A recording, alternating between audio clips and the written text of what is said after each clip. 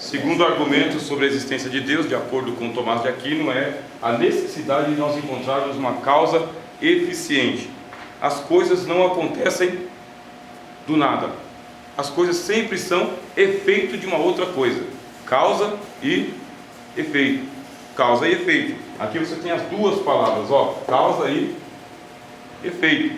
Essa coisa que está acontecendo, o vento, é efeito deste ventilador. Pronto. Eu vou continuar no mesmo raciocínio. Se as coisas estão acontecendo, quem é que está fazendo essas coisas acontecerem? E precisa ser uma causa eficiente. Eu não posso falar que este vento aqui está sendo causado por uma corrente de ar lá fora. Eu tenho que saber que esse vento está sendo causado por este motor. Este é uma lógica. Eu não posso confundir as coisas. Era uma prática de Aristóteles. Aristóteles ele dizia o seguinte: você quer ter um conhecimento melhor? Então separa as coisas de acordo com a sua própria categoria. Elementos pesados com os elementos pesados, elementos leves com os elementos leves, aqueles que sobem com os que sobem, aqueles que descem com os que descem. Não confunda as coisas. Por que Aristóteles dizia isso? Porque na época dele se falava muito de paradoxo, o absurdo do paradoxo. Uma coisa é e não é ao mesmo tempo. Ela aparenta, mas ela não é. Se falava muito. Aristóteles na época dele estava ficando maluco, ele não conseguia raciocinar. Existem pessoas que querem uma lógica melhor, uma lógica. Portanto, a causa eficiente deste vento é este ventilador. Não vamos confundir este vento do ventilador com aquele vento que está passando lá fora, ou no mar, ou lá nas estrelas. É esse daqui. Estou já minimizando, estou categorizando. Você quer saber qual que é a causa deste efeito? Então você utilize uma lógica. As coisas não possuem existência em si mesmo. Isso é uma lógica. Esse canetão piloto não se originou a si mesmo. Ele tem uma causa eficiente. Ele tem um projetista que projetou ele por inteiro. A tampinha, o tambor, o refil, a carga, a anatomia dele. Eu tenho um cara que projetou esse piloto. Projetou. Mas primeiro eu tenho que admitir isso. O piloto não gerou a si mesmo. O mundo não gerou a si mesmo. O mundo tem que ter um gerador. E aí quando eu vou para o mundo, o negócio é muito extenso, porque eu tenho o mundo das águas, eu tenho o mundo da terra, eu tenho o mundo aéreo, tenho o mundo espiritual, tenho o mundo físico, o mundo das plantas. Quer dizer que é muita coisa. E eu preciso chegar à causa eficiente de cada uma dessas coisas. Quem gerou a terra? Os gregos diziam, um Deus. Um Deus gerou a terra. Quem gerou o céu? Outro Deus gerou o céu. Quem gerou as profundezas dos mares? Outro Deus. Quem gerou a cronologia, o tempo? Outro Deus. Para os gregos, cada coisa tinha um Deus, porque eles entenderam que a coisa era muito grande para ter se gerado a si mesmo. Muito grande. Tem que ter um ser que tenha criado um negócio desses aqui. Para nós cristãos, a gente sabe que não somos deuses. Existe um Deus que é chamado de onipotente, tá? Onipotente.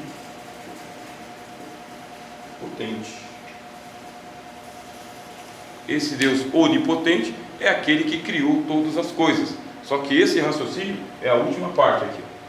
Eu ainda estou falando com aqueles que não creem. Eu ainda estou demonstrando pela lógica que se alguma coisa está acontecendo, tem que ter uma causa, e essa causa tem que ser eficaz. Não é por acaso, tá? Não é o acaso. Nos mitos existe muito aquela questão do acaso, da sorte, do destino.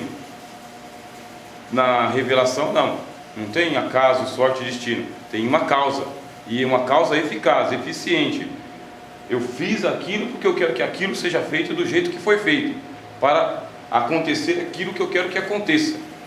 Você vem para o mundo da criminalística, por exemplo. Ó, o camarada, ou ele é culposo ou ele é doloso. Ou foi sem intenção ou foi com intenção. Ou ele assumiu o risco. Se o camarada acelerou a 180 numa via de 60, ele assumiu o risco. É eficiente ou é por acaso? É eficiente. Ele assumiu o risco. É eficiente. Deixa de ser culposo para ser com intenção, porque ele assumiu o risco. Agora depende do entendimento lá da autoridade, do juiz e do delegado. Ponto. Tudo no mundo, de acordo com a lógica de Tomás de Aquino, tem uma causa eficiente, só acontece porque foi criado para aquilo.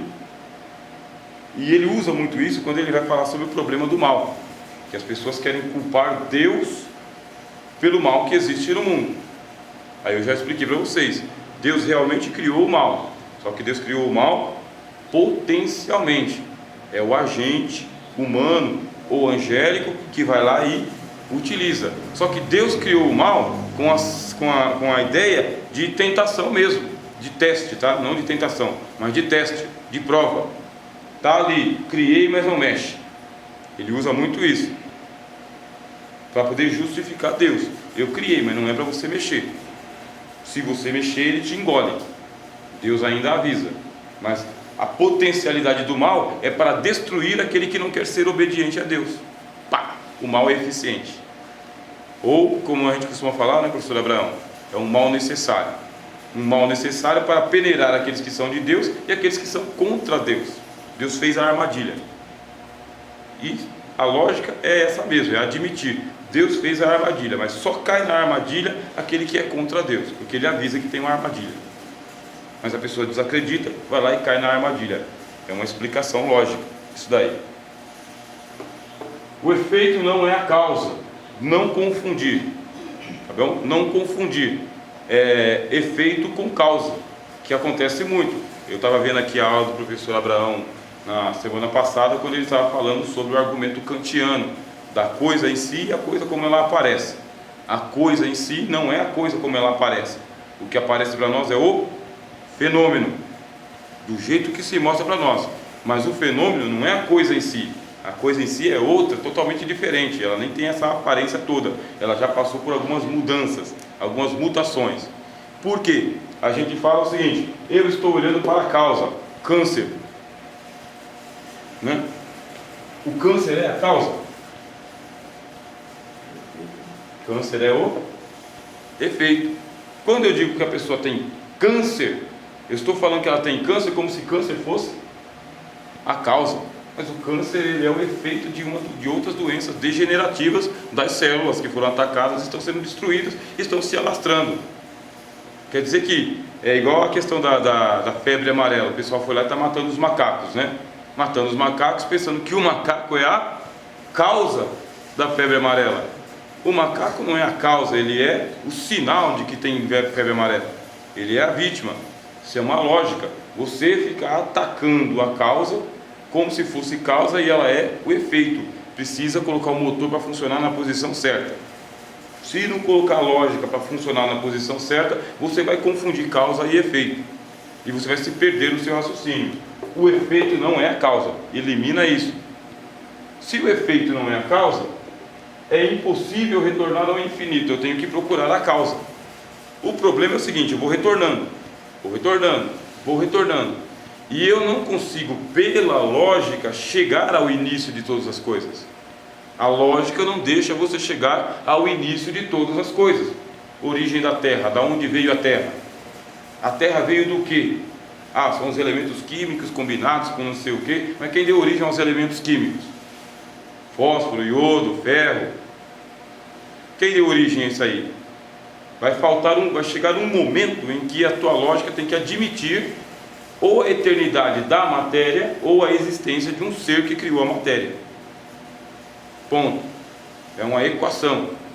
Você e eu, ajuntando todos os sábios do mundo, não conseguimos chegar à origem da matéria, a não ser que a gente admita a existência de Deus. Tem que ser um Deus para criar tudo isso. A causa eficiente é uma exigência da razão. Você dá uma resposta absurda para a lógica, para uma pessoa racional, ele pega na hora. Você dá uma resposta absurda. Não, a razão fala: para aí, vamos depurar isso aí. Eu vou perguntar de novo, você vai me responder mais uma vez. Você precisa admitir que precisamos de uma causa eficiente. Sempre lembrando, é aristotelismo, tá? Causa eficiente é isso aqui, ó. Saiu do ponto A, precisa chegar no ponto B. É uma lógica. Depois que saiu, não tem como voltar. Tem que atingir o objetivo.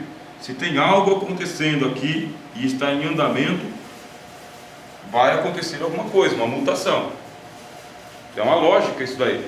Se você quiser saber, vá atrás. Não quero saber, aí a sua inteligência vai ser bloqueada, tá? Pronto. Deus não vai te responder pela revelação da natureza. Mas se você continuar no seu processo, a causa primeira é Deus. Se Deus existe, vai criar uma curiosidade. Eu tenho que saber quem Ele é. Quem Ele é, como que eu vou encontrar esse Deus? Se é que Ele existe.